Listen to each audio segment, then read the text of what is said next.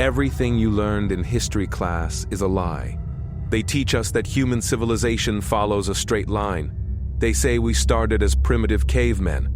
They say we used sticks and stones. They say we slowly became smarter over thousands of years. They want you to believe that today, right now, we are the most advanced civilization in history. But the Bible tells a different story. It speaks of a time before the Great Flood, a time we call the Antediluvian world. If you read the clues carefully, you will see a shocking truth.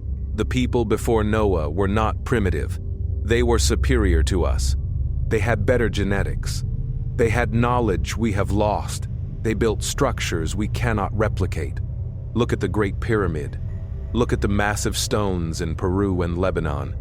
These are not the work of simple farmers. These are the remains of a lost super-civilization. In the next few minutes, I am going to show you the proof. We will connect the Bible verses with archaeology. We will prove that the world before the water came was more advanced than the 21st century, and we will reveal why God had to destroy it all. To understand their technology, you must look at their biology. This is the secret everyone misses. In the book of Genesis, the Bible lists the ages of the first men. Adam lived 930 years. Seth lived 912 years. Methuselah lived 969 years. Think about that number, nearly 1,000 years. Today, a brilliant scientist or engineer has a short career, maybe 40 years of work. Then they get old and they die. Their knowledge is lost. The next generation has to start over. But in the world before Noah, death was far away. Imagine a man like Albert Einstein. Imagine if he did not die at 76. Imagine if he lived for 900 years. He could spend the first 100 years mastering mathematics. He could spend the next 100 years mastering physics. Then another century on engineering. A single person in the pre-flood world could hold the knowledge of an entire university. They did not need computers to store data. Their minds were perfect. Their bodies were strong. With that much time, technological progress becomes incredibly fast. They could solve problems that take us centuries to understand. Space travel, advanced energy, and manipulating matter would be easy for them. Time was their greatest tool. The Bible gives us a hint about their industry. In Genesis chapter 4, it mentions a man named Tubal-Cain. It calls him the instructor of every artificer in brass and iron. This is a specific detail. To work with brass and iron, you need more than a fire. You need mines. You need to dig deep into the earth. You need factories to melt the metal. You need precise tools. This implies an industrial society. Now, look at the physical evidence left on Earth. In Lebanon, at Baalbek, there are stone blocks that weigh over 1,000 tons. They are lifted 20 feet into the air. They are placed with laser-like precision.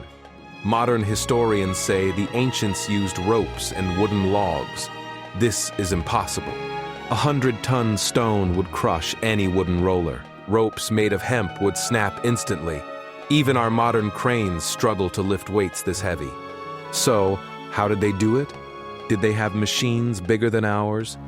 Did they use sound waves to levitate the stones? Look at the Great Pyramid of Giza.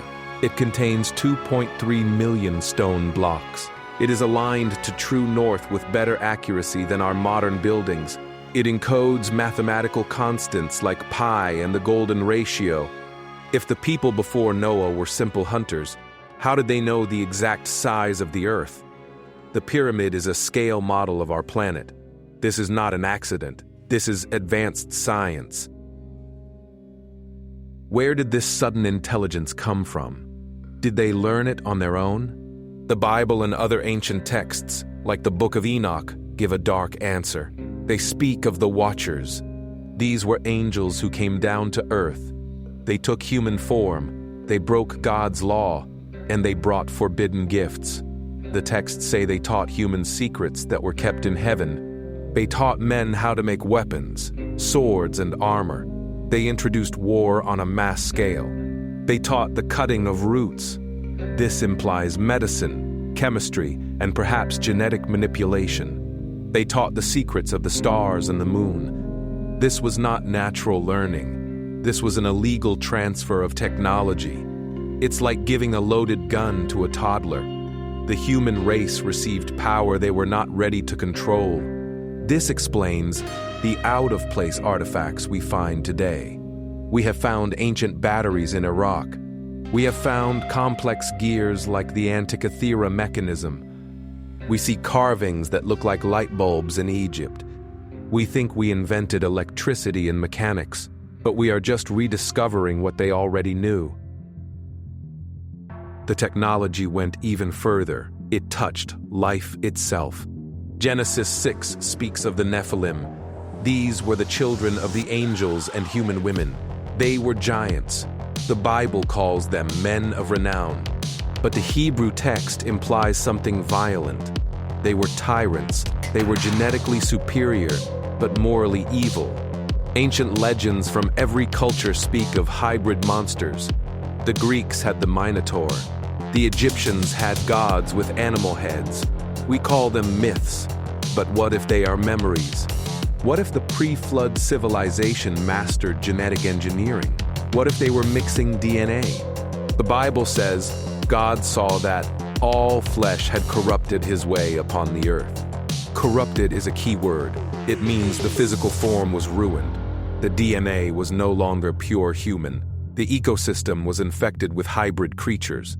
This explains why the flood had to be so total. It wasn't just punishment for sin. It was a sterilization. God had to wash the earth clean to save the human bloodline. He had to destroy the lab experiment gone wrong. You might ask, if they were so advanced, where are their cars? Where are their computers? Think about a catastrophe involving water. If a massive flood hits a modern city today, what happens? Iron rusts, plastic breaks down, wood rots, concrete crumbles.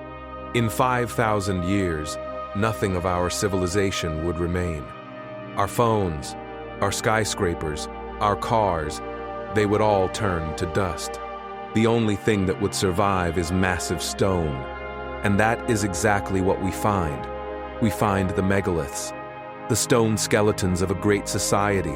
The soft technology is gone, erased by the water and time. Jesus said, "As it was in the days of Noah, so it will be at the coming of the Son of Man." Look around you today. We are manipulating genetics again. We are building artificial intelligence. We are creating weapons that can destroy the world. We are merging with machines. We are rebuilding the world before Noah.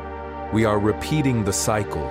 We think we are progressing, but we are just walking back toward the edge of the cliff. The world before Noah was the peak of human potential. It was full of wonders and terrors, and in one single day, it was erased. It serves as a warning. Technology cannot save us. Intelligence cannot save us. The evidence is hidden in plain sight. The giant stones, the ancient maps, and the Bible verses all point to the same truth. We are not the first. The question is, are we making the same mistakes? If you want to know more about the mysteries hidden in the Bible and the truth about our past, you need to subscribe. We are digging up the secrets that history books are afraid to touch. Click the like button if you learned something new and turn on notifications so you don't miss the next revelation. The truth is stranger than fiction. I'll see you in the next video.